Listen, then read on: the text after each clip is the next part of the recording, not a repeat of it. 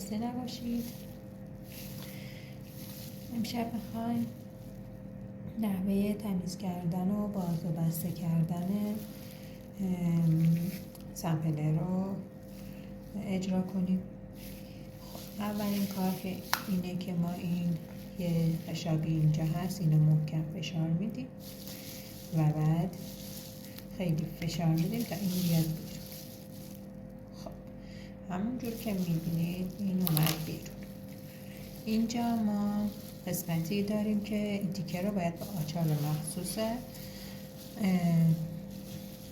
باز کردن سر سامپلر از این کار بکنیم.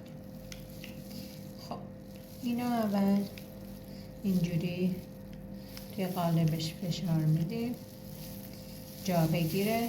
همینجور که میبینید جا گرفت، مثل آچار عادی.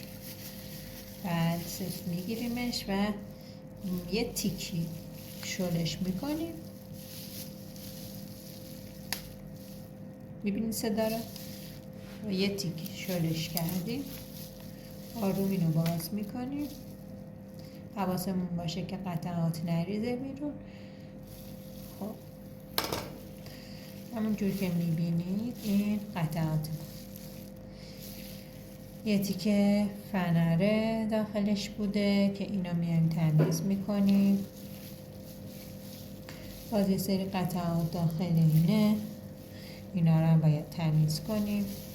باز این تیکه باز میشه، ما این تیکه رو هم باز میکنیم هست که اینا هم باید باز کنیم. این پیچ باز میشه، اینجور بیان. بعد داخلش رو میبینید، ما اینو در میاریم. این قطعات تو ذهنمون میمونه که حواستون باشه که اینا رو، این قطعات رو هم بذارید که حالتشون به هم نخوره. خب اینا ما برمیداریم از روش، ترتیبشون تو ذهنمون میمونه.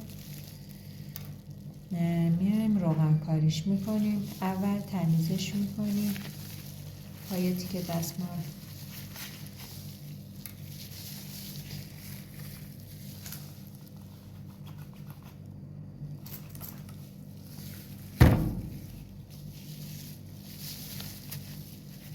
قطعات رو باز کردیم، تمیزش میکنیم. میبینید دستمال کثیف شد. تا خوب تمیز شه. بعد یه قطعه روغن مخصوص سامپلر رو داریم که اینو، این سیم مخصوصمون رو آغشته به روغن میکنیم.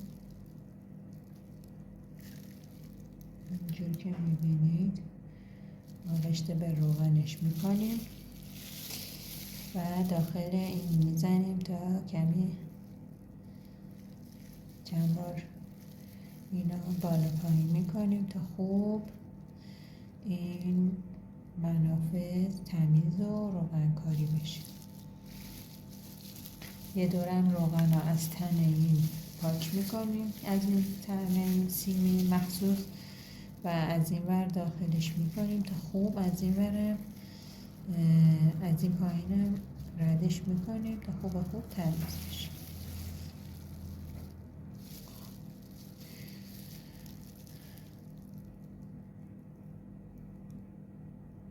اینجور که میبینید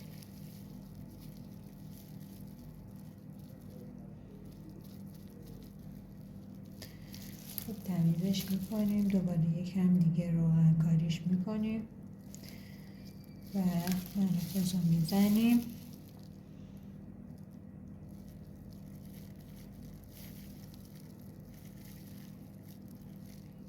خب این قطعه هم دوباره همین کار رو میکنیم باهاش. اول با دستمال آغشته به وایتکس تمیزش میکنیم. خوب روغن میزنیم، میلمون رو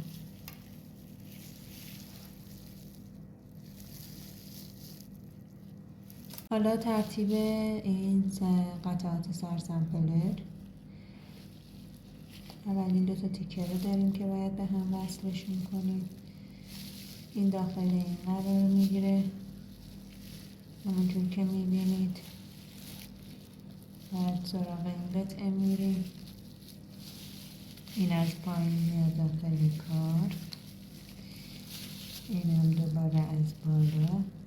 قبلش ما اینجا رو فراموش کردیم، این هم تمیزش میکنیم که کثیف نباشه.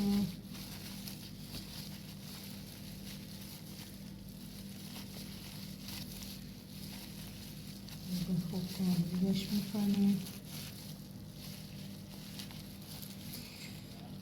حالا این قطعه رو همونجور که میبینید پیچ میخوره داخلش.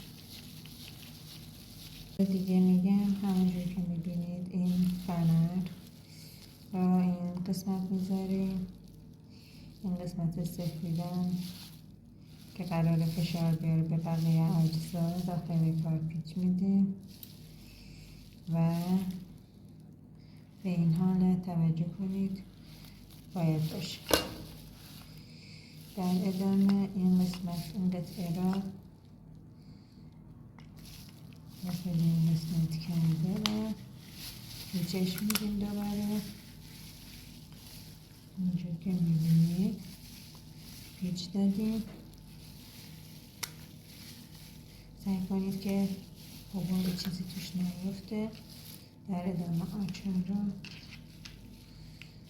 دوباره کمی با آچار کار رو سفت میکنیم.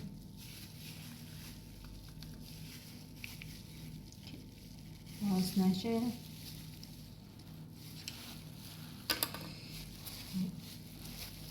و این قطعه رو وارد مسیر کرده فشار میدیم به این حالت تا جا بگیره.